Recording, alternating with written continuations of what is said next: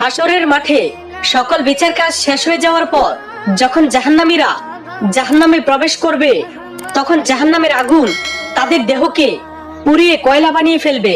তখন জাহান্নামীরা জাহান্নামের ভয়ঙ্কর আযাব সহ্য করতে না পেরে আল্লাহ তাআলার কাছে তিনটি জিনিস চাইবে। তখন জাহান্নামীরা বলবে, হে আমাদের রব, আমাদের আরেকবার দুনিয়াতে ফেরত পাঠান, আমরা আর কখনো গুনাহ করব না, আমরা সর্বদাই আপনার ইবাদত করব। কিন্তু তখন আল্লাহ তাআলা বলবে, তোমরা আমার সাথে কথা বলো না, তোমাদের আর কখনো ফেরত পাঠানো হবে না। নাম্বার 2, জাহান্নামীরা বলবে, হে আমাদের রব, আমাদের জাহান্নামের আযাব একটু কমিয়ে দিন, আমরা এই জাহান্নামের ভয়ঙ্কর আযাব সহ্য করতে পারছি না।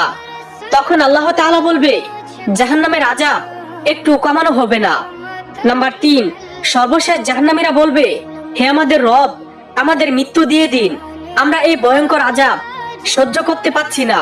তখন আল্লাহ তাআলা বলবে, তোমাদের আর কখনোই মৃত্যু হবে না, এটাই তোমাদের কর্মফল।